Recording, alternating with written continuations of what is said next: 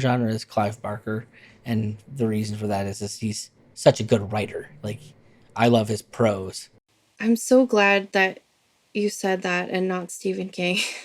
Stephen King was my introduction. Like, I read The Dark Half in fourth grade, and I enjoyed, especially certainly his old stuff, but it never hit me like when I read The Hellbound Heart for the first time, and it's like this guy's just operating at a different level. This is philosophy as much as it's horror. Like, he's going after real things in these characters. Yeah, well, and my favorite is probably Dean Koontz. I think he's far superior to Stephen King. I've read some Dean Koontz. I was not in love with some of the Dean Koontz I read, but I've also read Dean Koontz since, because like my dad had a lot of Dean Koontz, a lot of Stephen King books, and that's just kind of what I came up reading. And I think that my dad always went for the more suspense side of Dean Koontz, and I don't know that Well, that's he's necessarily great at that. that was like was it Twilight Eyes or something like that. It was one of the first things I think I ever read by him.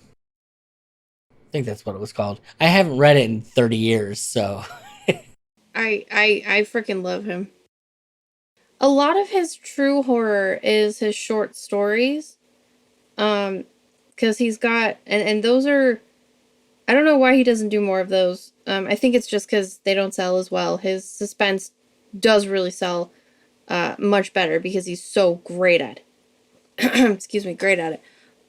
But he has short stories. I have a whole book of his short stories called Strange Highways, and they're legitimately like terrifying. I'll have to look up that one, as I would be more interested in him doing something along that lines. I think the last thing I've ever put into Dean Koontz was he had that film version of Odd Thomas starring Anton Yelkin, was it? And that was a pretty good movie. He's not the biggest fan of the film versions of his of his books. I read his book Demon Seed, which had a weird version of it in the 80s or something. And he sits there and laments about how he's so disillusioned now from having his stuff made into movies because they can never do it right. Well, if worst case, you're always truncating, if nothing else. Like, you're never getting everything that's in the book because you had time constraints, and especially if you're watching movies in the '80s, like I still like everyone. They always talk about making a new Hellraiser movie, and I'm like, can we just remake Hellraiser 2 with the technology we have today? Like, that's what I want to just like because that movie could have been so good, but because they chose to like try and use all the special effects at the time, it looks really dated and really bad. It's like, just fix that. Hellraiser 1 is perfect. Don't screw with that. Well, they're creatively bankrupt, so they're going to try and redo everything with a sheen of CGI in the laziest way possible. Absolutely. Is there anything that you think could help new creators out there, kind of point them in the right direction, or things to look for or say not do, out of curiosity? The biggest thing for me personally that I have done and I have seen is being genuine is very important because you're not just selling your book at this point. If you're, especially if you're independent, you are selling yourself. And no matter what, your viewers and your readers are going to have a perception of who you are. And there's nothing you could do about that. And because they're looking through this little window, you know, they're not going to see everything.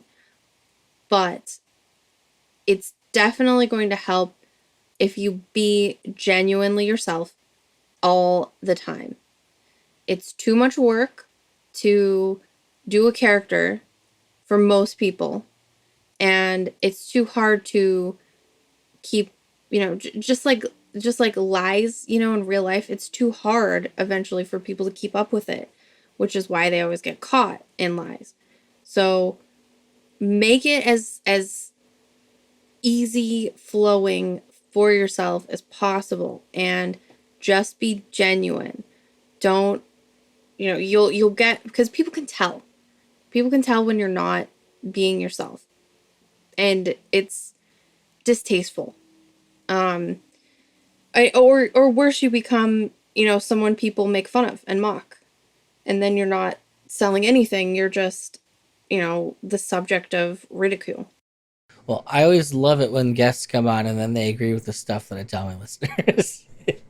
So that's I tell people the reason I chose to be post corporate marketers because trust 100%. You look at our companies around the world, like no one trusts anybody. Look what George R. R. Martin has done to like the trust of readers for his own audience. Like just completely. He doesn't ever publish anything. Yeah, hey, I'm gonna make this big epic and I have an ending, but I'll get around to writing it when I want to write it, even though I'm an 80-year-old man. Like An obese 80-year-old man. well, I can't say anything about dude's weight. I'm not a spring chicken myself these days, but No, but it means that he's way more likely to just croak.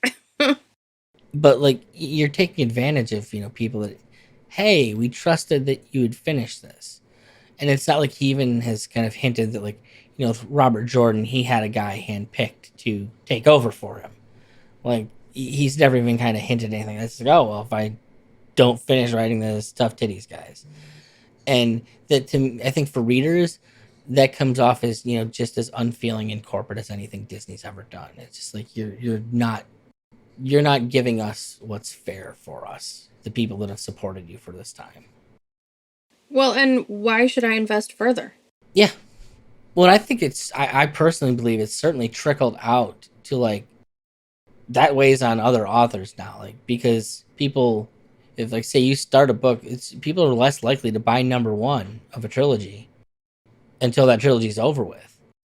Because like, oh, how do I know this guy's ever going to finish it? George R. R. Martin never finished his, and like the fact that affects other authors is, shitty. It is shitty, but that's why I say being genuine is really important. Also, just making things easy for yourself, because you can easily just get lost on social media trying to market yourself. Just do the stuff that comes naturally and easy.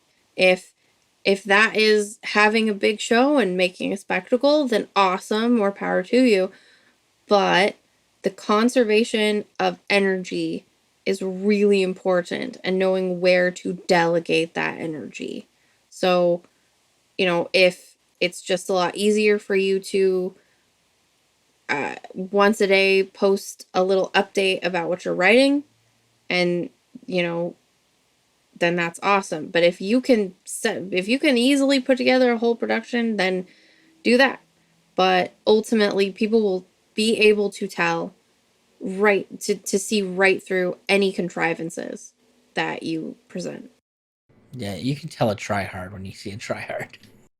Yeah, and then people mock you, and they don't buy your stuff, and you're talked about, but it's not for the right reasons. Yeah. And that leads into, don't do drama. Don't do it. Avoid it. What if we like drama? Go participate, or not even participate. Go laugh at other people's drama. Absolutely. But for the most part, paying customers, they don't appreciate it when, especially if you're nobody, you know, like me. It's not worth it to have these crazy dramatic things all the time, because it turns people off. Somebody who's already big, EVS, Ethan Van Sciver, he can do drama because he's had an established fan base for decades that isn't going anywhere. But the little people.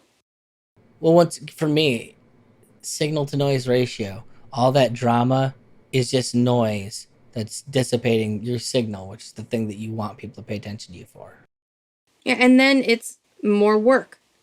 And it's more work that's not writing. It's not creating. It's more work of dodging and explaining and, I don't know, getting on a high horse or pontificating. And it's just too much. Like, why? Focus on the writing. Focus on the work.